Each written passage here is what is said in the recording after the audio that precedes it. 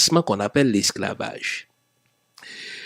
Le très grand historien afro-américain Ray Logan a dit que l'indépendance haïtienne, c'est un événement unique. Pourquoi? Il a utilisé 3 mots. Il dit, l'indépendance haïtienne, c'est une anomalie. Ça ne se fait pas. Ce n'est pas normal qu'un peuple noir vainque, n'est-ce pas, un peuple européen blanc. Ça ne se fait pas. C'est un défi. Il faudra répondre à cela. Et enfin, c'est une menace. Les peuples européens vont faire 3 choses. Du point de vue économique, ils vont étouffer Haïti. On va mettre un embargo. Haïti ne pourra pas commercer librement avec les autres pays. Des bateaux étaient placés sur les mers pour empêcher qu'Haïti fasse commerce avec les autres. Ça, c'est le point de vue commercial.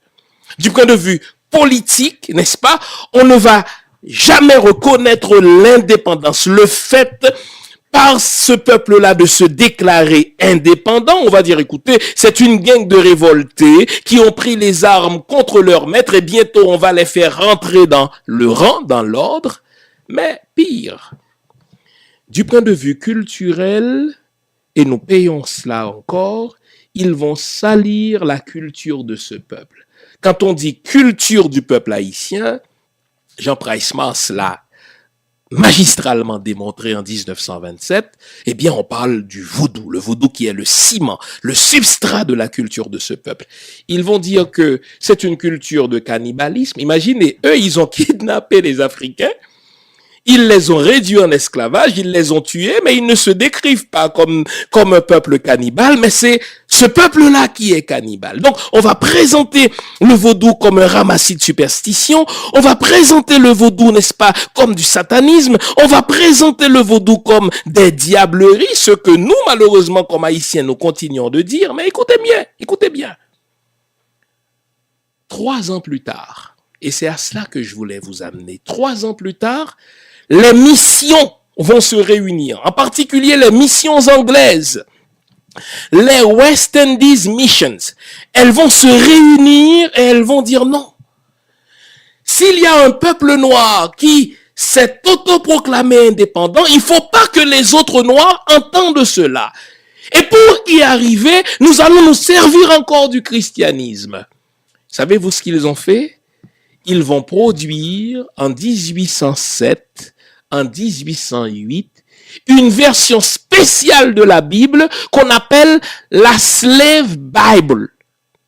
Quand je vous ai dit que le christianisme est d'abord une idéologie politique enrobée de christianisme, ils ont dit, écoutez, si nous voulons garder les autres peuples noirs dans l'aliénation mentale, nous devons encore une fois nous servir de la foi chrétienne. Ça nous a aidés pendant des siècles, n'est-ce pas, avant que le peuple haïtien soit devenu une menace, un défi et, n'est-ce pas, qu'est-ce que j'ai dit tout à l'heure, une anomalie pour nous.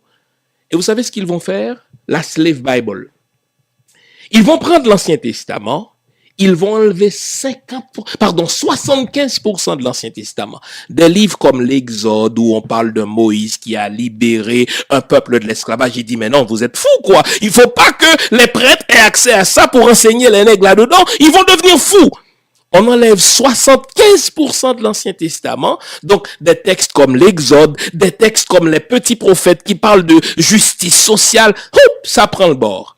Et ils vont enlever 50% du Nouveau Testament.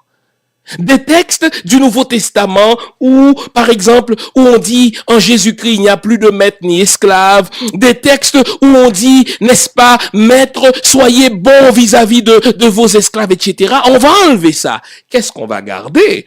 On va garder des versets comme celui-ci. Esclaves, obéissez à vos maîtres comme au Seigneur, et cela même en leur absence, afin que vous soyez bénis de votre Père qui est dans les cieux. Donc, vous comprenez, les amis, que si vous prenez le temps d'étudier l'histoire de la religion chrétienne, comme moi je l'ai fait, il est impossible qu'en tant que noir, descendant d'esclaves, vous vous définissiez encore comme chrétien. Au fait, c'est une insulte à vos ancêtres.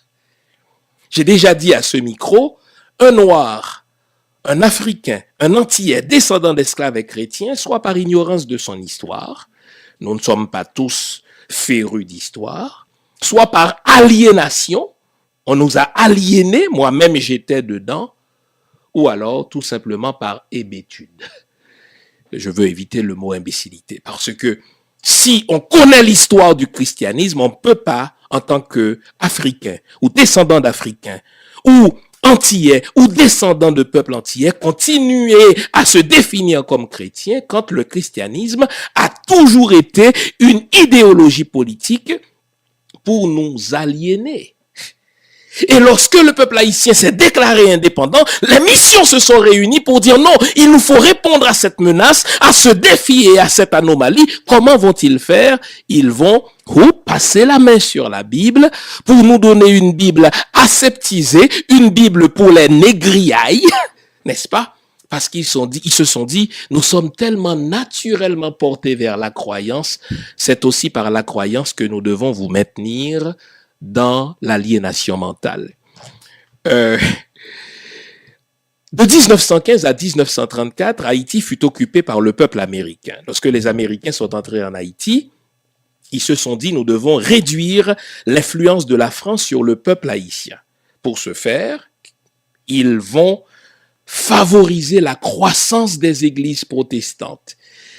Ils vont aller chercher des gens dans la paysannerie, des gens qui n'ont pas toujours fait de bonnes études, etc. On va les nommer pasteurs. Ils vont aider à la mise en place de séminaires, n'est-ce pas, sous le contrôle des Américains, pour former des pasteurs, pour défendre l'idéologie américaine. Et ils vont même nous donner des stations de radio, les plus puissantes en Haïti d'ailleurs, Radio Lumière, Radio 80EH, dans le même but.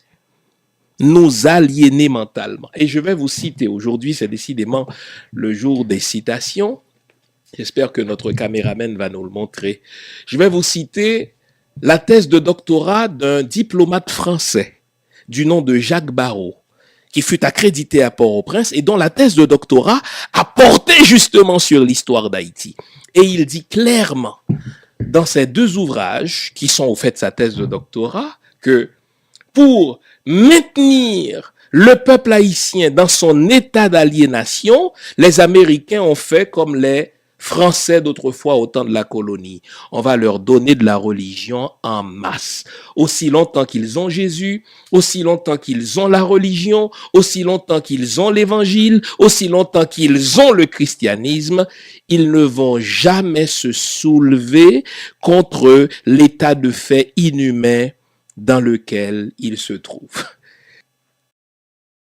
Ce que je veux que vous sachiez, c'est que la religion n'est jamais quelque chose de neutre. La religion est toujours une idéologie.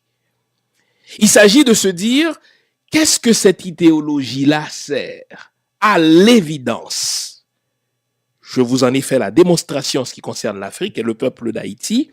À l'évidence, dans le cas d'Haïti, le christianisme a été, est et sera une idéologie au service de nos anciens maîtres, qui se servent de nous aujourd'hui pour nous maintenir dans l'aliénation mentale. D'ailleurs, j'en parle dans mon livre qui a porté sur l'histoire du protestantisme en Haïti, 200 ans de zombification massive. J'entends par zombification aliénation culturelle. Et donc la question se pose en terminant. Comment se sortir de cette aliénation? Pour répondre à cette question, nous devons comprendre ce qu'ont fait les maîtres pour nous conduire à cela. Quand on veut dominer un peuple, on fait trois choses. La première chose qu'on fait, on lui vole son histoire. La plupart des Haïtiens ne connaissent pas l'histoire de la religion en Haïti. C'est une histoire monstrueuse. Vous voyez un prêtre avec sa soutane à l'église catholique. Ce qu'on nous fait croire, c'est que ces gens-là nous ont fait du bien. Ils nous ont construit des écoles pour l'aliénation. Donc on nous vole. Quand on veut dominer un peuple, on lui vole son histoire. Deuxième chose, quand on veut dominer un peuple, on l'amène à se détester lui-même. Tous nos modèles, nos archétypes sont des modèles européens. Et quand il s'agit de modèles africains, nous les détestons. Ça vient de la colonie. Une belle femme, c'est une femme à teint clair. Une femme qui a de beaux cheveux, c'est des cheveux qui rappellent les cheveux de l'Européen, par exemple. Voyez, donc c'est tout cela. Et une bonne religion pour l'haïtien, c'est la religion chrétienne, la religion du maître, même si on passe par-delà toutes les cruautés que nous avons subies. Et la troisième chose qu'on fait quand on veut dominer un peuple, on lui vole son âme culturelle. Donc j'ai dit trois choses. On lui vole son histoire, on l'amène à se détester et on lui vole son âme culturelle. Quand on dit l'âme culturelle haïtienne, il y a un mot qui me vient en esprit, c'est le vaudou. Si on veut sortir de l'aliénation mentale dans laquelle le christianisme nous a plongés, nous n'avons pas le choix que de nous réapproprier notre histoire de peuple haïtien. Cette histoire-là, nous devons la connaître. Nous devons connaître l'histoire des cruautés que nous avons subies. Nous devons connaître, n'est-ce pas, les cruautés que nous avons